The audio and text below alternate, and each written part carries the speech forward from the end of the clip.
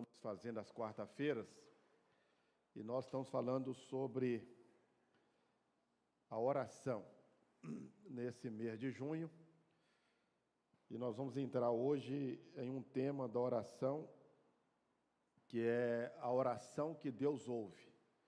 Se tem a oração que Deus ouve, tem a oração que Deus não ouve. E nós queremos extrair da Bíblia esse ensino para o nosso fortalecimento. Mas antes, eu quero abrir um parênteses aqui para dizer, irmãos, tem que ser desse jeito para Deus ouvir? Não. Isso aqui é só para facilitar esse entendimento, está dentro da Bíblia. Ele está aqui só para facilitar a nossa comunhão com Deus, a nossa vida de oração com Deus.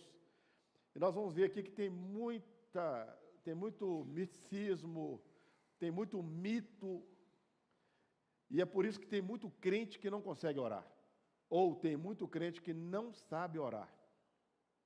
E pelo fato dele não saber orar, ele não desenvolve uma vida com Deus, ele não tem intimidade com Deus, ele vive afastado de Deus, embora dentro da igreja, com a Bíblia na mão, mas ele não tem vida com Deus.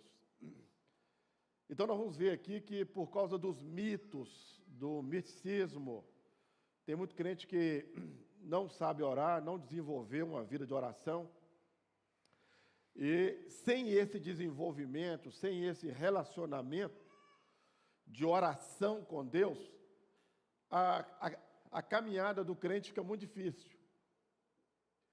Você vai ver que ele é um crente triste, derrotado, oprimido, vai por aí afora. E ele aceita qualquer mensagem, qualquer ideia acerca de Deus. Só existe duas maneiras de nós nos relacionarmos com Deus: oração e Bíblia.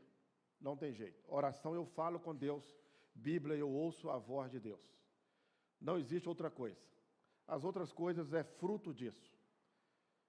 E nós vamos ver que a oração que Deus ouve, é aquela oração que está dentro da vontade de Deus. E para eu saber ou receber aquilo que eu peço, eu preciso conhecer a vontade de Deus. E para eu conhecer a vontade de Deus não é do dia para a noite. Isso é um fruto de uma busca, de um relacionamento com Deus.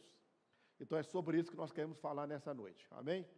Vamos colocar de pé, vamos orar. Vamos dar início com a oração e já vamos entrar no assunto que é a oração que Deus ouve. Senhor, nosso Deus e eterno Pai, nós te louvamos, Senhor, te agradecemos, meu Deus, pelo dia que o Senhor nos deu, estamos vivos, com saúde, meu Deus, pela vida que o Senhor tem nos dado. E agora, no nome santo e glorioso de Jesus, meu Deus, nós ousamos pedir ao Senhor, porque esse nome nos dá essa ousadia, a Tua palavra, ela nos garante essa ousadia, esse direito de podermos estar na Tua santa presença. O Senhor é o nosso Deus, é o nosso Pai, e o Senhor nos salvou, estamos salvos, nós pertencemos ao Teu reino, pertencemos à família do Senhor. Meu Deus, e nós oramos para que possamos ser edificados nessa noite. Nós queremos aprender mais do Senhor. Queremos aproximar do Senhor. Meu Deus, nós queremos agradar o Senhor. Nós queremos ouvir a Tua voz. Por isso fala conosco. Meu Deus, e se há alguém enfermo no nosso meio, cura, porque o Senhor pode todas as coisas. Tudo é possível para o Senhor. Meu Deus, visita os corações, quebra grilhões, cadeias, prisões, opressões. Meu Deus, somos Teus servos e não estamos livres dessas coisas. Nós corremos o risco, ó Deus, de entrar em alguma situação, ó Deus, e nos oprimir. E por isso nós suplicamos a Ti.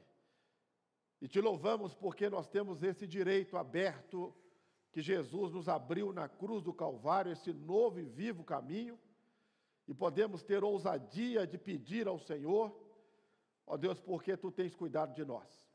Fala conosco, abre a nossa mente, o nosso coração, Nós oramos em nome do Senhor Jesus. Amém. Podem assentar, irmãos. Vamos abrir, então, na primeira carta de João. Antigamente tinha um leis aqui. Capítulo 5, versículo 14 e 15, que diz assim. Vai projetar o versículo? 1 João, é carta, aqui é evangelho. Nós vamos vir aqui no evangelho, mas primeiro nós vamos lá na carta. 1 João, capítulo 5, 14, obrigado. E esta é a segurança que temos para com ele, que se lhe fizermos qualquer pedido de acordo com a vontade de Deus, temos a certeza de que ele nos dá atenção, ou nos ouve. Versículo 15. E se estamos certos de que ele dá atenção ou ouve tudo quanto lhe rogamos ou pedimos, estamos convictos de que receberemos os pedidos que lhe temos feito. Volta no 14, por favor. Essa é a segurança que nós temos, que se fizermos qualquer pedido de acordo com a sua vontade, ele nos ouve. Parece que Deus aqui, ele está sendo muito covarde com a gente, né? Eu tenho que ajoelhar para orar, e eu tenho que orar, eu tenho que pedir alguma coisa que esteja dentro da vontade dele. Então eu preciso acertar a vontade dele, vamos dizer assim. Parece que é isso que Deus está querendo aqui, mas não é. Ele está querendo estimular, é por isso que nós precisamos estudar sobre a oração. E eu volto a dizer, isso aqui não são regras para você, Deus te ouvir, Deus escutar você. Não, você tem que... Isso aqui é para nos estimular a ter uma vida de oração. Sem vida de oração, não tem intimidade com Deus. Você vai ser um crente raquítico, doente, fraco, você não vai desenvolver a sua salvação, você não vai desenvolver a sua comunhão com Deus, a sua vida com Deus, vai ser sempre uma vida dependente de outras pessoas. E você vai ter que ir atrás de pessoas para você ouvir a voz de Deus, para você sentir alguma coisa de Deus. Então aqui Deus está nos estimulando. Eu preciso conhecer a vontade dEle, para eu poder receber aquilo que eu estou pedindo. Então aqui de cara eu já consigo entender que por isso que eu não recebo certas orações. Eu oro e não estou vendo o resultado. Será que a vontade dEle é essa? Será que eu conheço a vontade de Deus? Parece um negócio meio difícil e longe de nós. Não, é o contrário. Então isso aqui é para eu entender que eu preciso estudar Deus. Eu preciso conhecer a vontade dEle. Deus tem vontades. Nós já estudamos aqui a personalidade de Deus. Deus, Ele ouve, Deus, Ele fala, Deus, Ele sente. Deus, Ele move, Ele pode, Ele está em todo lugar. Deus, Ele pode tudo, de acordo com a sua natureza, com a sua vontade, com o seu caráter. Coisas que estão fora da natureza de Deus, Ele não faz. Já falamos isso aqui. Como mentir, pecar, errar, arrepender-se, voltar atrás, Deus não faz isso. Voltar, Deus não faz isso. Porque não está de acordo com a sua natureza. Então, Ele faz aquilo que é a sua vontade. Ele faz aquilo que é a sua vontade. Vamos lá para os slides. Enquanto vai colocar os slides, com a sua Bíblia aberta aí, precisa projetar, não, projeta os slides. A fé que vence o mundo. Volta aí na sua Bíblia, no versículo 4. Para a gente entender isso aqui. Esse capítulo todo de 1 João, sua primeira carta, o capítulo 5, ele está falando isso aqui. Na verdade, a carta toda podia ser resumida em vitória, ou vencedores, vencer. Ele vai falar isso o tempo todo. Agora, eu só queria abrir um parênteses aqui para mostrar que João foi o mesmo que escreveu os evangelhos, ou o evangelho de João. Se você for lá no capítulo 20, se não estiver enganado, versículo 30 e 31, a Bíblia diz assim: e esses sinais foram separados para que creiais que Ele é o Filho de Deus. João relata 7 milagres de Jesus, 7. Porque o evangelho é para os incrédulos, para que vocês creiam que Jesus é o Filho de Deus. Agora, a primeira carta de João já não é mais para os incrédulos, é para a igreja, é para os crentes. O evangelho é para os incrédulos, porque o evangelho é aquela mensagem que confronta o nosso pecado, que confronta a nossa natureza. É por isso que nós precisamos dos evangelhos. Os evangelhos, eles mostram para mim e para você quem nós somos diante de Deus. Pecadores, sem a salvação, longe de Cristo. Então João, ele escreve para os incrédulos, o evangelho. Já as cartas de João, a primeira, a segunda e a terceira carta, e o Apocalipse, ele é escrito para os crentes, para a igreja. Já não é mais para os incrédulos. Então é por isso que aqui na carta ele vai falar o tempo todo de vitória. Vocês já venceram, nós estamos vencendo. Então, essa é a fé que vence o mundo. Volta então comigo aí, no versículo 4, desse mesmo capítulo. Porque todo o que é nascido de Deus vence o mundo. E esta é a vitória que vence o mundo, a nossa fé. Então ele está falando aqui para a igreja, para aqueles que estão na luz. Se você voltar lá no capítulo 1, versículo 7, se andarmos na luz como na luz ele está, temos comunhão uns com os outros, e o sangue de Jesus nos purifica de todo o pecado. No versículo 8 ele vai dizer assim: se dissermos que não temos pecado, não há verdade em nós. Mas se confessarmos os nossos pecados, ele é fiel e justo para perdoar os nossos pecados. Então, meus irmãos, a carta é para nós. A carta é para nós. Antes de entrar aqui na oração que Deus ouve, eu queria falar dos mitos ou da oração que Deus não ouve. Então eu queria tirar aqui com os irmãos, da cabeça dos irmãos, eu tenho certeza que a maioria aqui tem esses mitos na cabeça. Primeiro mito, oração forte. Eu já fiz isso, você também já. Irmão, ora por mim. Não, eu vou pedir oração para aquele irmão ali, que a oração dele é boa, é forte. Quem aqui nunca fez isso? Quem aqui nunca esperou, está aqui na frente um grupo de diáconos e obreiros, aí vai saindo, aí fica aquele irmão que é o forte. Aí você levanta a mão para ele te atender, porque você quer a oração dele. Eu já fiz isso. Eu já, na roda de pastores, eu fico assim, não, eu quero que aquele pastor ore por mim, porque ele é muito usado por Deus. Meus irmãos, não tem isso. Isso é mito. Oração forte, oração poderosa, a oração do irmão, ela é mais forte, ela é mais poderosa, a oração do pastor, ela é a mais poderosa, aí depois vem dos presbíteros, dos diáconos, e depois do resto da igreja. É assim que Deus ouve? Esquece, irmãos. Não é isso. Vamos abrir Hebreus 10, de 19 a 20. Por isso nós temos ousadia para entrar nos santos dos santos, pelo novo e vivo caminho, pelo sangue. Então ele está falando aqui para nós. Todos nós, irmãos, ousadia para entrar no santuário. Eu posso entrar no santuário. O que a Bíblia ela está me dando autorização. Meus irmãos, e essa palavra é de Deus. Ele está dizendo que eu posso entrar. Eu posso entrar. Pelo novo e vivo caminho que Ele, falando de Jesus, nos consagrou, nos abriu. Pelo véu, isto é, pela sua carne, Jesus, Ele foi aberto. Ele abriu o novo e vivo caminho. Então eu posso entrar. Eu não preciso esperar que ninguém entre por mim. É o que a Bíblia está dizendo. Então não existe oração forte, oração poderosa, fulano ora tão bem. Meus irmãos, sábado atrasado, ou sábado passado, o Daniel pregou aqui, os irmãos lembram do que ele pregou? A parábola dos dois que subiram ao templo, um publicano e um fariseu. O publicano fez a oração mais bonita que existe na Bíblia. E ele estava lá na frente, lá perto do púlpito, ou lá perto do altar, e o fariseu e o publicano lá no fundo.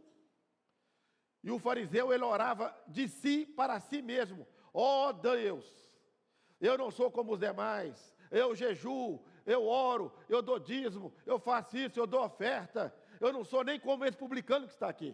E o publicano lá atrás, de cabeça baixa, não ousava nem olhar para o altar, batia no peito e dizia: ó Deus, tem misericórdia de mim, pecador, ser propício a mim. E Jesus falou assim: qual dos dois desceu para casa justificado?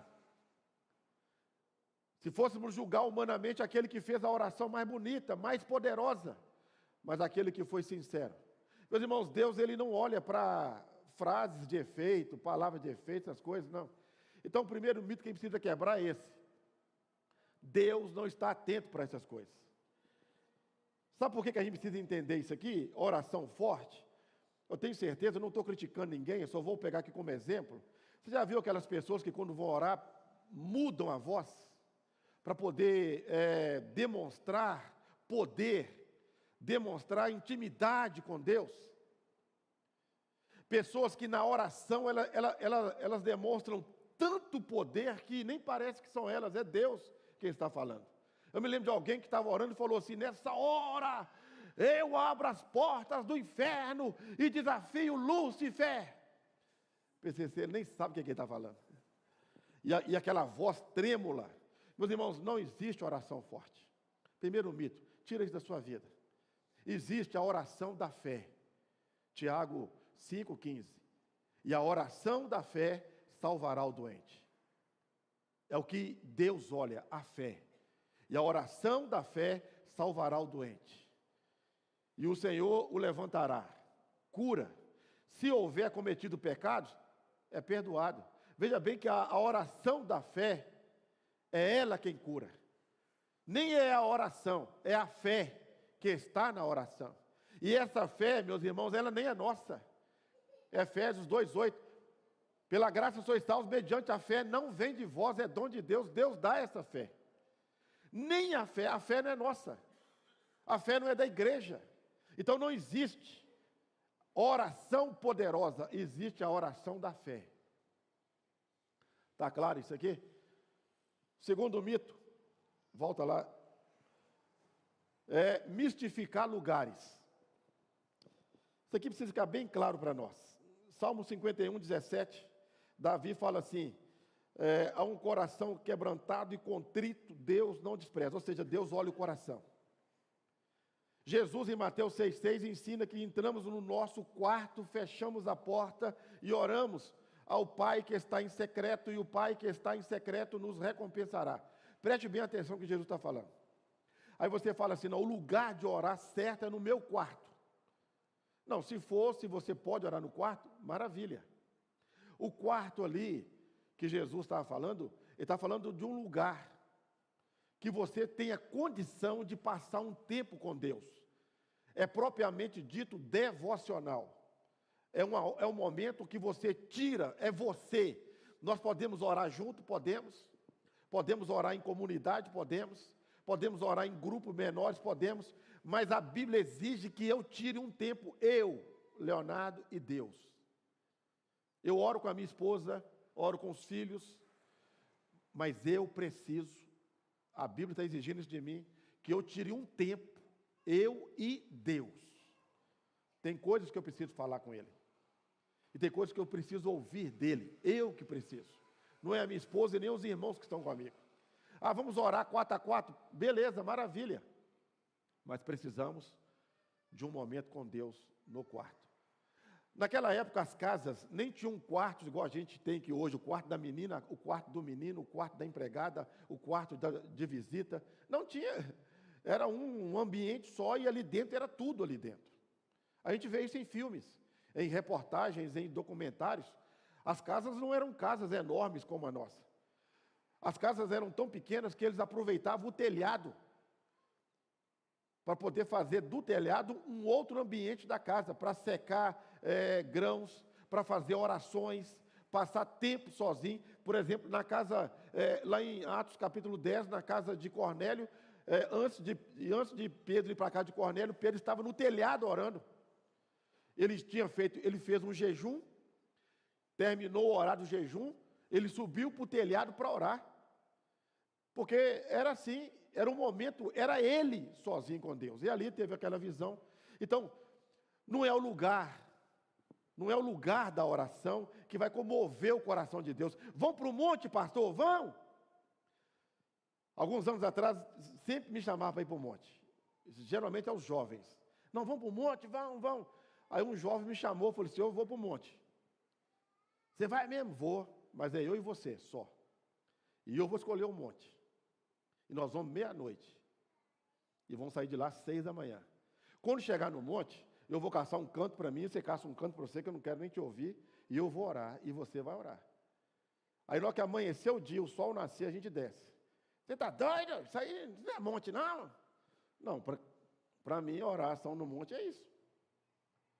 Então, não é o lugar. Ah, se eu for para o monte, Jesus orou no monte? Eu pergunto. Hein? Orou? Várias vezes. Paulo orava no monte? A Bíblia não fala, mas provavelmente. Atos capítulo 16, quando ele chega ali na cidade de Filipe, ele procura um lugar para orar.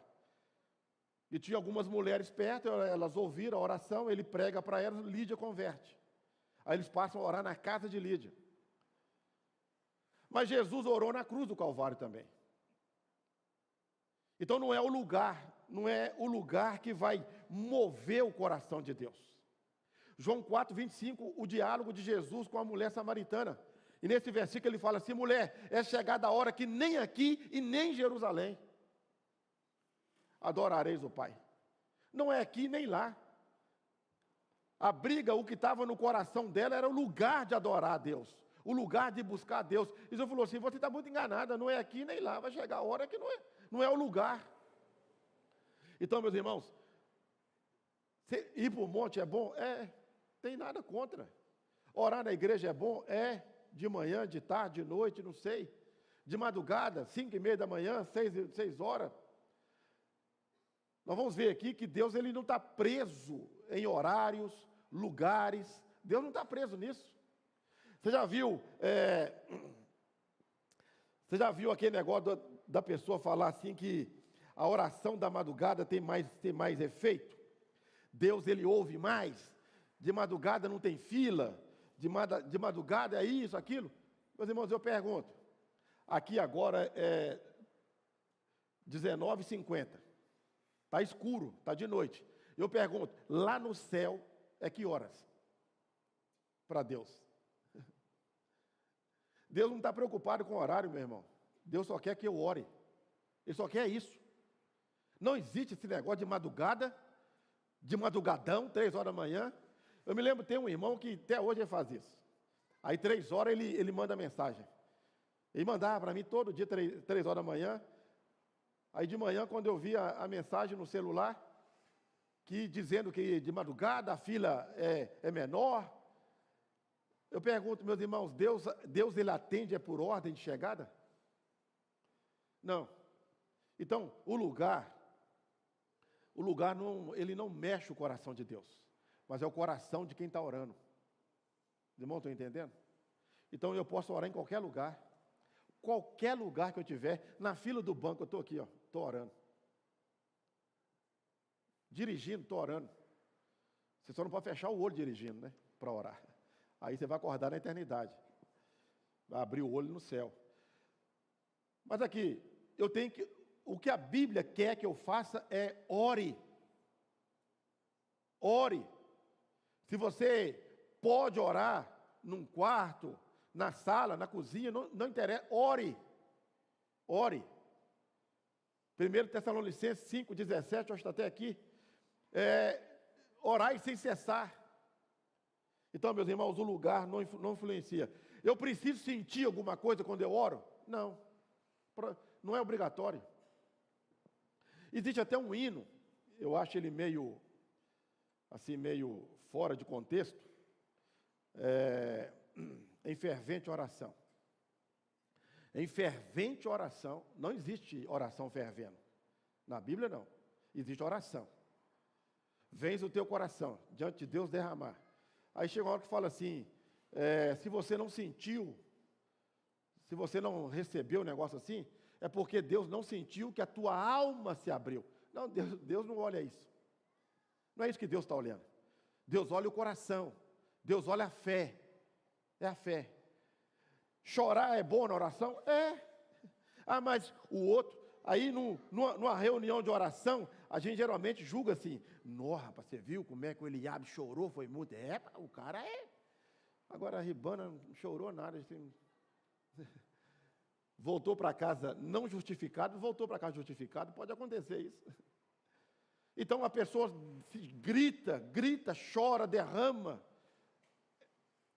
É por isso que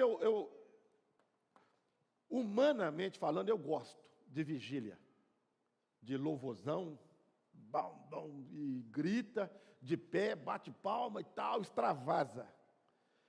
Vai para casa. Amanhã a pessoa continua do mesmo jeito. Nos mesmos vícios, nas mesmas manias, não houve mudança na vida dela. Nós vamos entender aqui, meus irmãos, que a oração que Deus ouve é a oração segundo a sua vontade. E para eu conhecer a vontade de Deus, nada mais é menos do que eu desenvolver uma vida com Deus. É fruto de um relacionamento com Deus. Agora eu pergunto, você começou a orar hoje, você já tem vida com Deus? Não. Você vai ter que desenvolver isso. A única coisa que você precisa na oração é crer. Chorar é bom, se você chora, né, se você sente rupio, já falei aqui, tem gente, nossa, estou todo rupiado aqui, olha. Isso aí é só uma reação química do nosso organismo. Jó escreve que um espírito passou dele, ele rupiou todo. Não fala se é de Deus, esse espírito, se é do diabo. Então, o que eu preciso é crer. Hebreus 11:6. Pela fé, é impossível agradar a Deus. Porque aquele que se aproxima de Deus precisa de crer que Deus existe. Então, quando você for orar, o que você precisa de uma coisa só, crer. Volto a dizer, irmãos, não estou querendo, isso aqui não é regra. Não é regra. É um mito de que chora porque Deus ouviu. Quem não chorou nada é porque... Não vamos julgar a oração por isso. Porque chorar, eu vou dizer para os irmãos, numa oração é até fácil. É só você começar a pensar em você, na miséria que você está nela, e você começa a sentir dó de você, daí a pouco você chora. Lembra do seu pai que morreu? Lembra da sua mãe? Eu não tenho mãe mais. Se eu tivesse mãe, você começa a chorar. Aí você começa a julgar que Deus está te ouvindo por causa do choro. Não, Deus vai te ouvir por causa da fé que está no seu coração. Aquele que aproxima de Deus precisa crer que Deus existe. Quando eu ajoelho para orar, eu preciso crer que Deus vai me ouvir. Deus vai me ouvir. Ora, sem fé é impossível agradar-lhe, porque é necessário que aquele que se aproxima de Deus creia que Ele existe. O que Deus quer que eu faça quando eu ajoelho para orar?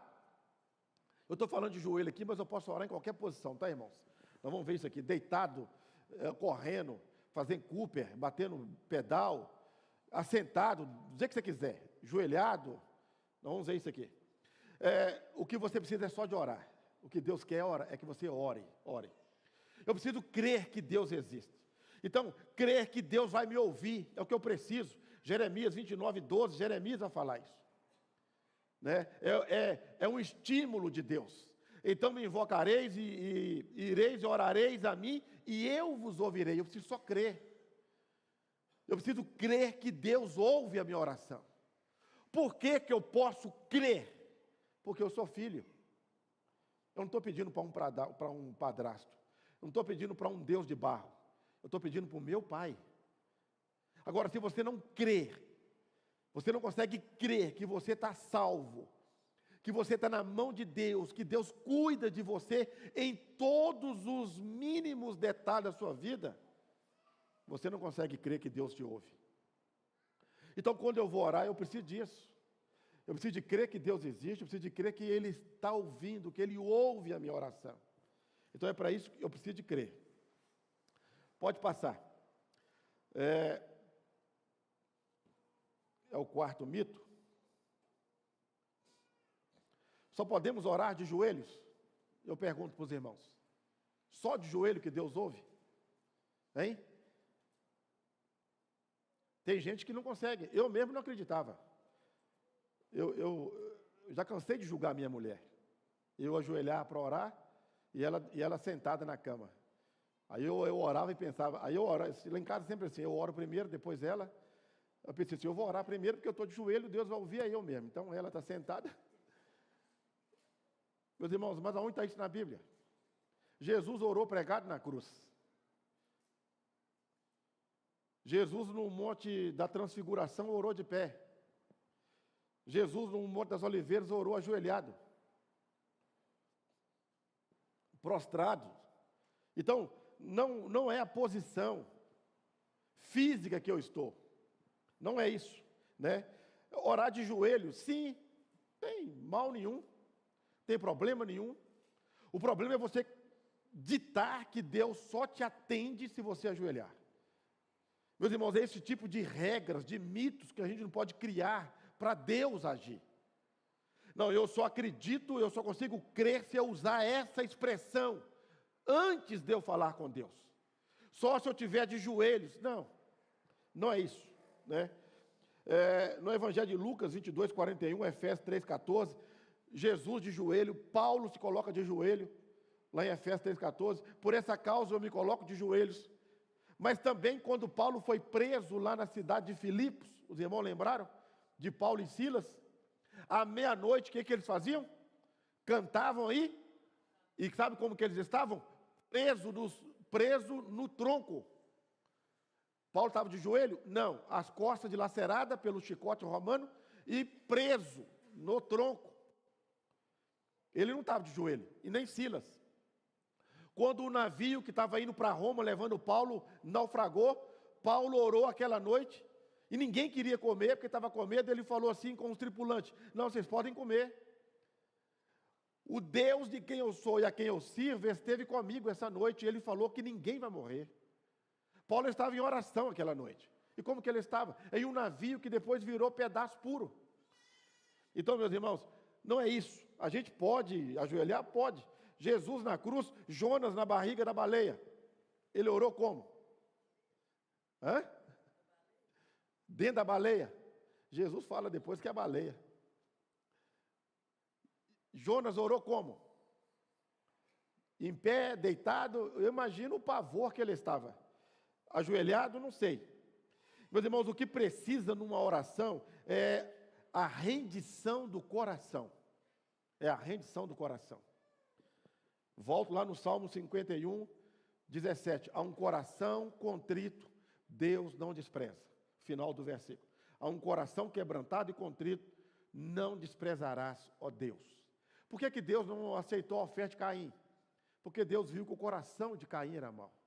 O problema não está na oferta, está no ofertante. Então, o problema não é a posição que você está no seu coração. Está na oração que você faz. Está em quem está orando. Então, eu posso orar deitado, eu posso orar de joelhos, posso orar sentado. Quando Paulo escreve lá para Tessalonicenses 5,17, ele fala assim: orai sem cessar. Quem é que vai orar sem cessar de joelhos? Não é isso que a Bíblia está falando, né? Orar tomando banho é pecado? Será que Deus fecha o olho na hora que você está tomando banho? Meu Deus, eu já vi gente falar isso. Meus irmãos, a Bíblia quer que eu ore. Quer que eu ore. Tem pessoas que no banho elas conseguem ter mais comunhão com Deus do que em outro lugar. É o momento que ela está sozinha ali e ela se derrama diante de Deus. Então não é isso. É orar em qualquer lugar. Qualquer lugar que você tiver, você é um servo de Deus, você é filho de Deus. A posição que você tiver em pé, se você pode deitar, deita. Se você pode orar sentado, ore assentado. Não é a posição que vai comover o coração de Deus. É a oração. E a pessoa que está orando. É de onde está saindo a oração. Deus olha para o coração da pessoa. Deus olha para a minha vida. A oração de madrugada é melhor? Acho que eu já falei, né? Deus ele não olha, né? Eu tenho certeza que você vai lembrar de Provérbios 8:17. Os que me amam, de madrugada me buscam. Se você abrir uma outra versão, no original, não tem a palavrinha madrugada lá. Ela foi acrescentada. E ali está num outro contexto, que não é horário. Deus não está marcando hora para ninguém orar. Não. Deus não está marcando. Os que buscam de madrugada, encontram. Os que não buscam, não encontram. Não, Deus não age assim. Isso está contra um princípio da sua natureza. Ele olha para o coração sincero. Volto a dizer aqui. Então, a oração de madrugada, ela, no Salmo 55, versículo 16, 17, Davi, ele vai falar isso. E eu buscarei ao Senhor de tarde, de manhã e ao meio-dia. Ou seja, o dia todo. É a hora. Daniel orava 3 vezes por dia. E ele orava virado para Jerusalém.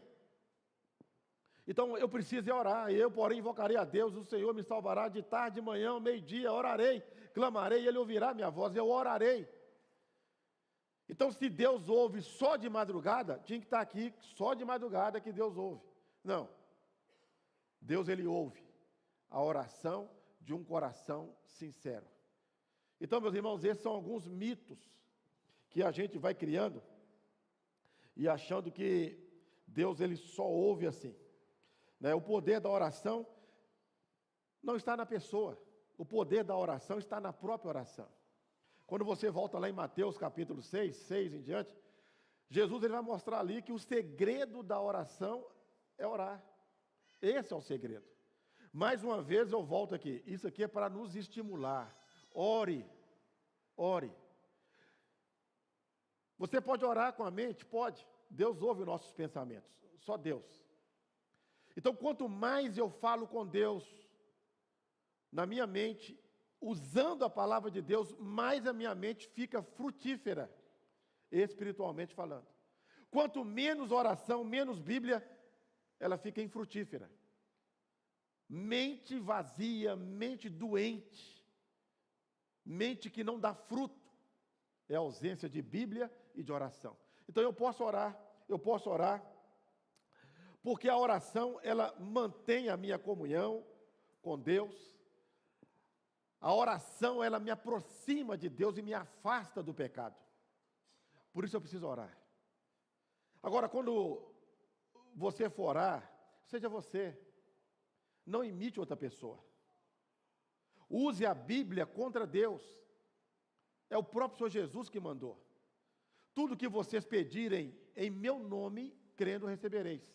Então, quando eu for orar, eu vou falar isso com Deus. Sabe por que eu estou pedindo para o Senhor? Porque o seu filho me deu essa autorização. Eu estou aqui em nome dele.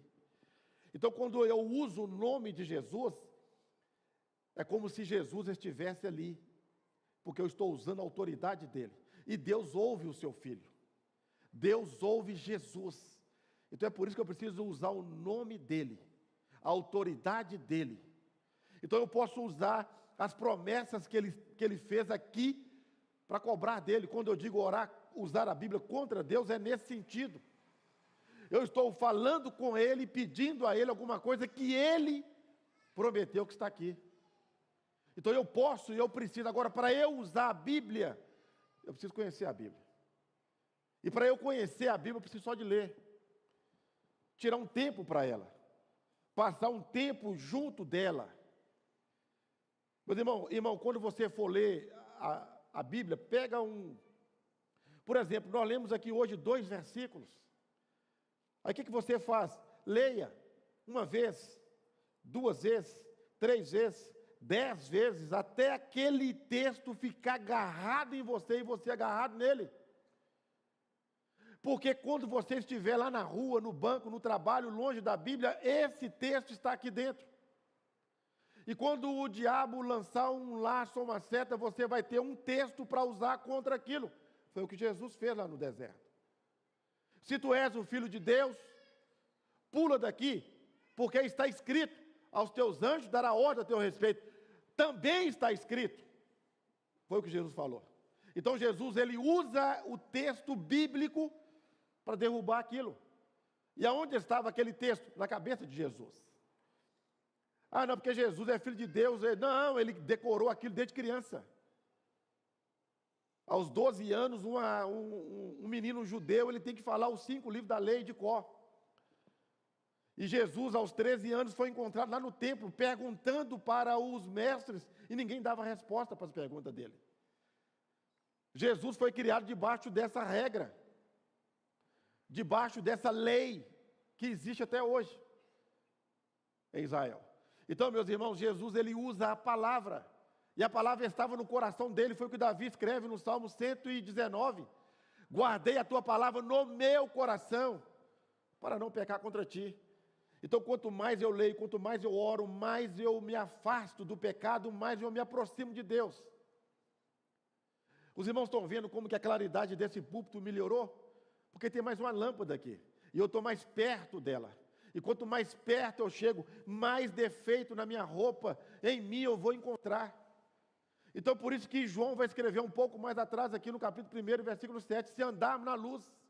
Então, primeiro é andar na luz, depois é ter comunhão, e depois é o perdão. O sangue de Jesus purifica de todo o pecado. Então, eu preciso andar na luz, eu preciso aproximar de Deus,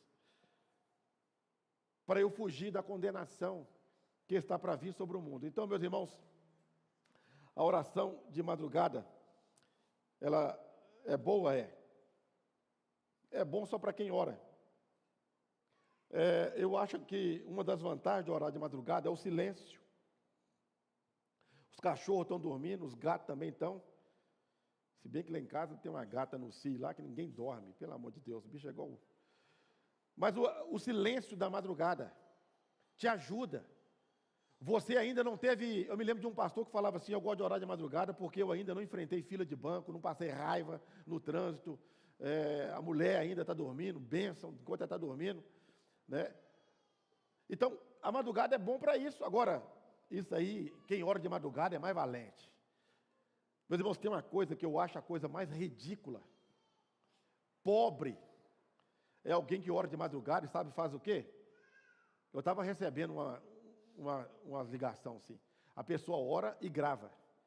Senhor, nessa hora. Aí tá marcado lá a hora que ela está orando, não está? Eu oro pelo Leonardo, abençoa a vida dele e tal. Aí manda para mim. Só para eu ver que ele está orando de madrugada para mim. Grandes coisas. E eu orei meio-dia para ele. Acho que Deus ouviu mais a minha oração do que a dele.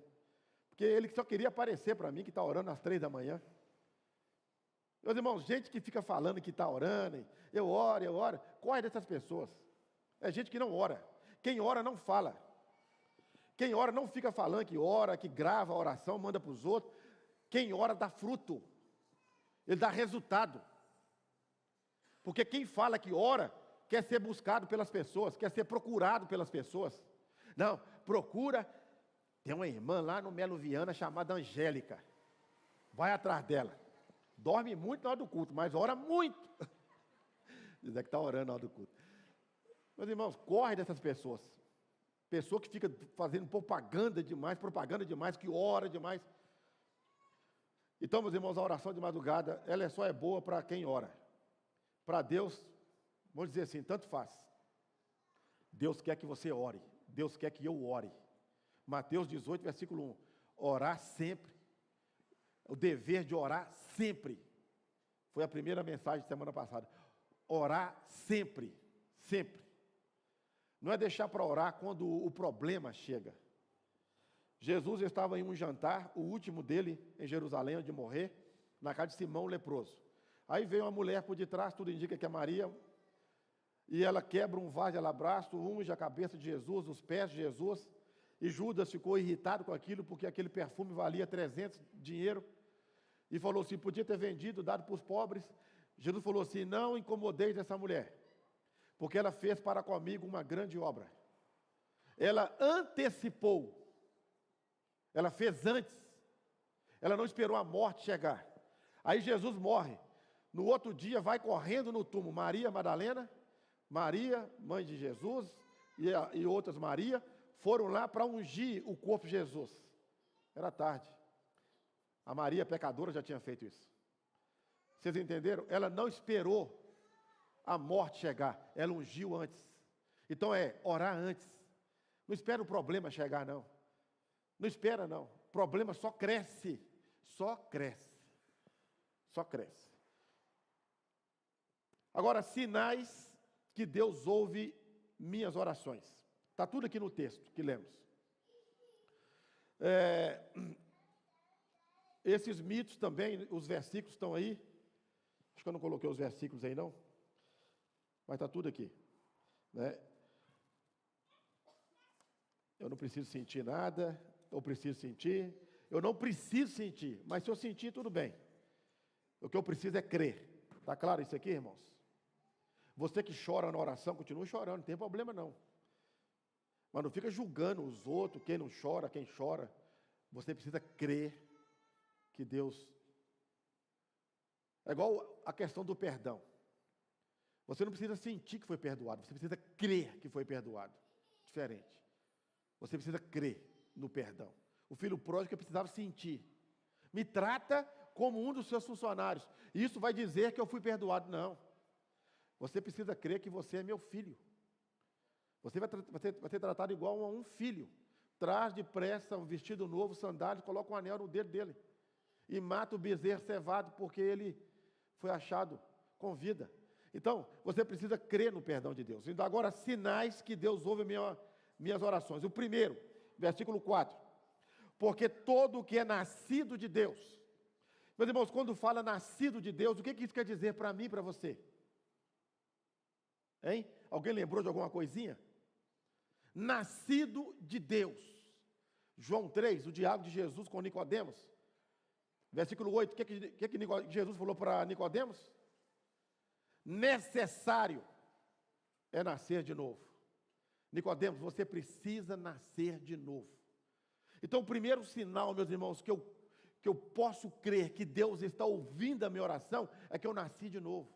Agora, eu pergunto, uma pessoa que nasceu de novo, ela diz, na verdade, se ela precisa falar que nasceu, é porque ela não nasceu. Novo nascimento vem com frutos, vem com sinais, vem com atitudes. Aquilo que ele falava não fala mais, aquilo que ele não falava ele passa a falar, que é a palavra de Deus.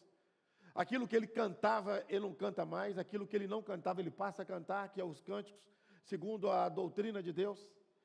Então ele deixa de viver aquilo que ele era antes, então ele nasceu de novo, agora ele é uma nova criatura. Lá na carta aos Efésios, capítulo 4, até o versículo 16, Paulo está falando da parte teórica da carta, vamos dizer assim. A partir do versículo 17, ele começa a falar da prática da carta.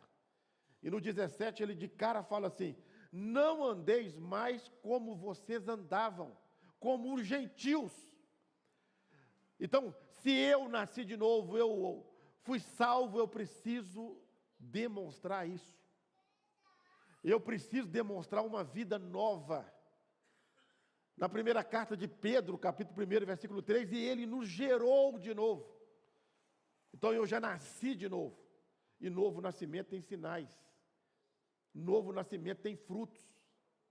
Não é só falar que nasceu, que é crente, que é isso, que é aquilo. Não, eu preciso demonstrar.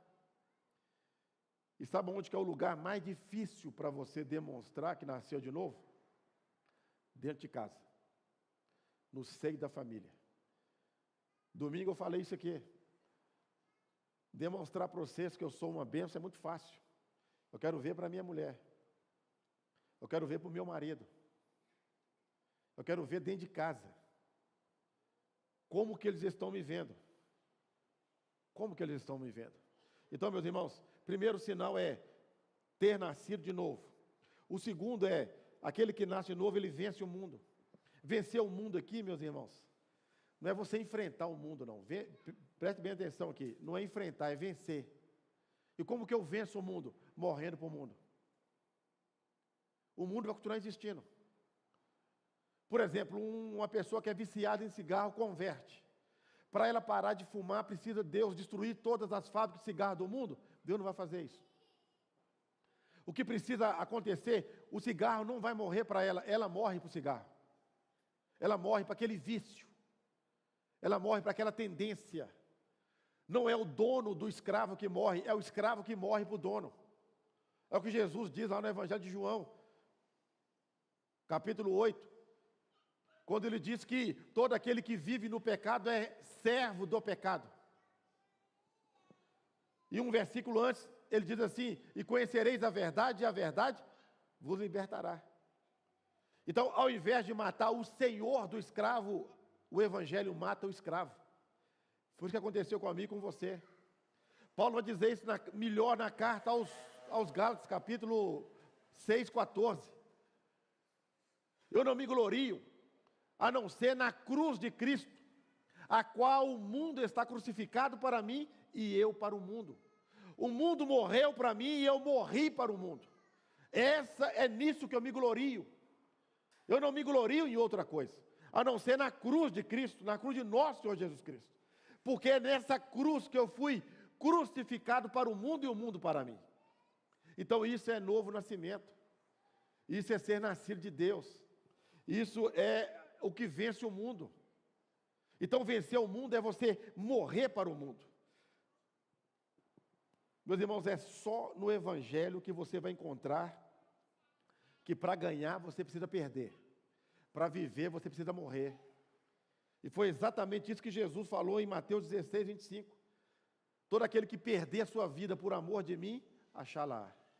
Mas todo aquele que achar a sua vida, perdê-la. Aquele que deixar pai, mãe por amor de mim, achá-la. Então é no reino de Deus, é o Evangelho que fala isso, por isso que o Evangelho é loucura para o mundo. Que coisa é essa? Para eu ser salvo eu tenho que morrer, para eu ganhar eu tenho que perder? A pregação do Evangelho é loucura para o mundo, mas para nós é poder de Deus. É o que Paulo vai escrever na primeira carta aos Coríntios. Então, voltando lá, nasce de novo, vence o mundo, agora você vai pedir segundo a sua vontade. Versículo 14 foi o que lemos. Então agora nós vamos entrar aqui. Como saber a vontade de Deus? Como que isso é por revelação? Deus vai me revelar? Não. Sabe esse negócio que as pessoas gostam de orar e falar assim, Senhor, fala comigo. Está ruim demais isso aqui. Vou pegar, opa. Disse Jesus, eu sou a ressurreição, a vida, quem crê em mim, ainda que seja morto, viverá. Isso aqui está muito feio também. Vou abrir. Não é isso. Senhor, que o Senhor, eu já cansei de orar assim, irmãos. Estou falando aqui de mim mesmo. Senhor, fala comigo. O que o Senhor pensa? O que o Senhor está pensando de mim? E vou ser sincero, quando saía um versículo ruim, eu pensava assim, se é que tem versículo ruim na Bíblia, né? Todo versículo é bom porque veio da boca de Deus. Mas a gente julga assim, né? Esse versículo aqui. Não, mas deve ser, Deus está querendo falar aqui, é outra coisa. Depois eu volto aí. Mas quando é aquele versículo bonito, gostoso, o Senhor é meu pastor, servo fiel e bom, sobre o pouco te coloquei, sobre o muito te colocarei. Isso aí é comigo mesmo, eu sou isso mesmo, eu sou bom mesmo. Então a gente gosta de ficar perguntando a vontade de Deus. Meus irmãos, eu não tenho que orar e fazer isso. Eu não tenho que orar. Eu já sei o que Deus quer de mim. Está tudo escrito aqui, a instrução dele para mim, como que eu tenho que ser. Como marido, pai, vizinho, empregado, patrão, andando na rua, no trabalho. Eu sei o que eu tenho que fazer. Agora eu vou ficar perguntando, agora eu preciso aplicar a vontade de Deus à minha. É isso que eu preciso. E agora nós vamos entender aqui por que tem algumas orações que Deus não responde. É exatamente porque nós não pedimos segundo a sua vontade. Vou dar um exemplo aqui para os irmãos. Você tem um filho, um menino de 15 anos. Aí ele chega para você e fala assim, ô pai, me dá um carro de presente. E já está no seu coração, pai, dá um carro para o seu filho. Aí eu te pergunto, você vai dar? Ele tem 15 anos. Você já está no coração, no seu coração, você já tem o dinheiro guardado para comprar o carro. Tudo pronto, já até olhou o carro. Está na hora de dar o carro para ele? Vai demorar quanto tempo ainda para você dar o carro para ele? Hein? Mais 3 anos. É tão lógico isso. Então tem coisas que eu peço para Deus, que Deus até quer me dar, mas eu ainda não estou maduro para receber. Eu ainda não estou pronto para receber. Por quê? Eu tenho 15 anos, eu não tenho carteira, eu não sei dirigir. Então, não está na hora de eu receber. Né? O rapaz ou a moça querem casar, aí pedem um marido ou pedem uma esposa. Mas o meninão, 17 anos, não trabalha, não quer estudar, fica jogando videogame o dia inteiro, e fica pedindo para casar. Teve uma vez que uma menina chegou para mim e falou assim, pastor, ora para mim, para Deus mandar um valente. Eu falei assim, o problema, irmã, é que o rapaz também está pedindo oração para Deus mandar uma moça valente. Então Deus vai mandar um valente para uma valente para um valente. Então a gente precisa saber orar. Então, eu preciso conhecer a vontade de Deus. Nós não vamos parar aqui. Vamos voltar na quarta-feira que vem. Nós vamos entrar aqui na vontade de Deus. E na outra quarta, nós vamos falar sobre os tipos de oração. E na última quarta-feira, vai dar dia 29, nós vamos fazer aqui um culto. Não vamos trazer nenhuma pregação, nem nada, mas nós vamos colocar em prática a nossa oração aqui. Nós vamos orar, um culto de oração. Você pode chamar de vigília, de fogão, seja lá o que for, desde que você ore. Tem oração, irmãos, que você não faz em público, porque é a sua intimidade com Deus. Tem oração que você, sabe aquelas orações que estão querendo denunciar pessoas? Eu já cansei de ouvir isso. Uma irmã na madrugada, ela levantou para orar e falou a vida dela toda, do marido dela. É porque ele chegou ontem bêbado, Senhor. Trata com ele, toca naquele coração, chutou o cachorro, coitado do cachorro, não tinha nada a ver. Ninguém precisa saber disso. Quem precisa saber disso é Deus. Então tem oração que Deus precisa ouvir. E nós vamos aprender depois, pela palavra de Deus, modelos ou tipos de oração. Volto a dizer, irmãos, Deus não está preso nisso para te ouvir, não, tá? Isso aqui é só, a Bíblia traz isso só para facilitar o nosso relacionamento com Deus. Volto a dizer, não existe relacionamento com Deus sem oração e sem Bíblia. Bíblia e oração andam colados. Aí eu oro muito, você lê Bíblia? Não.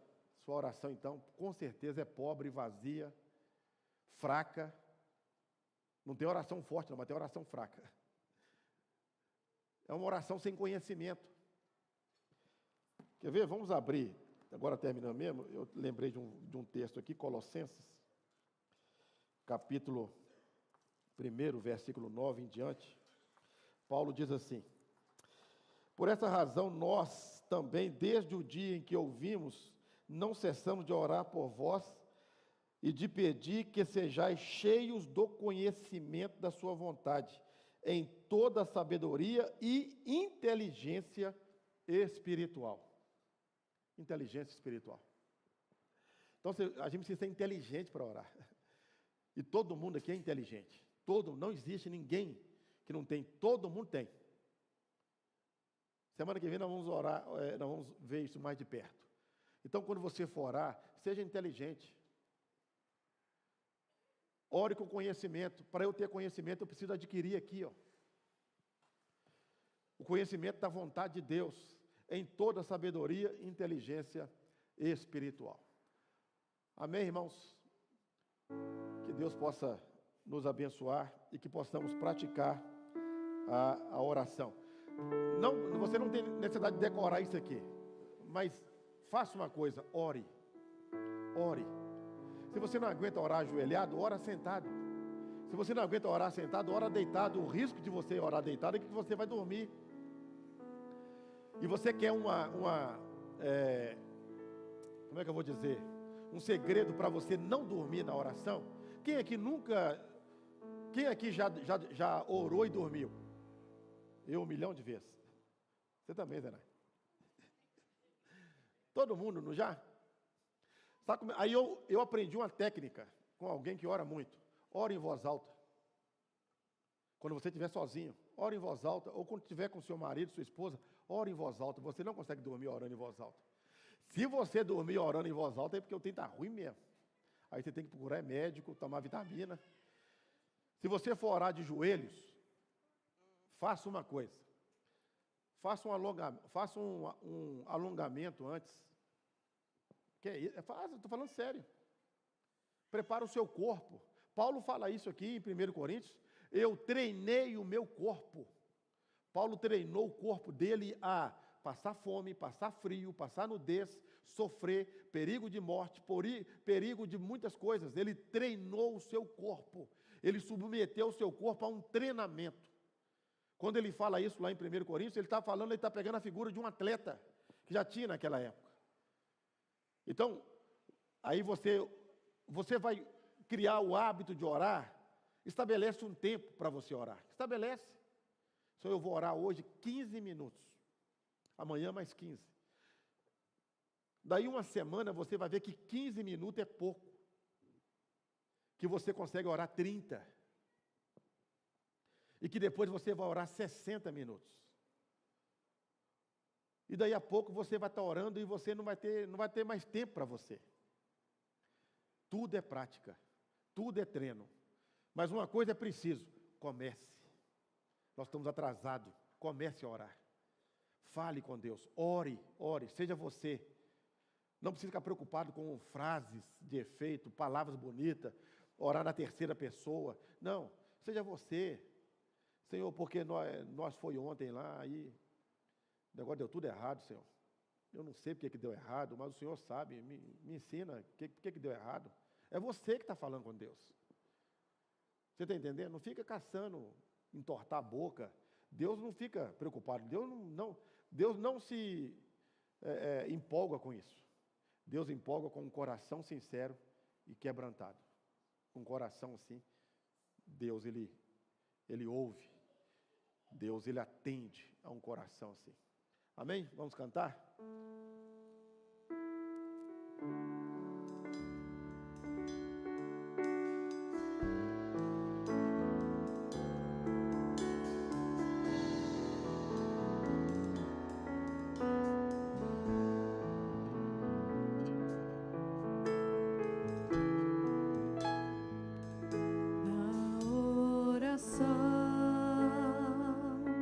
Encontro calma na oração.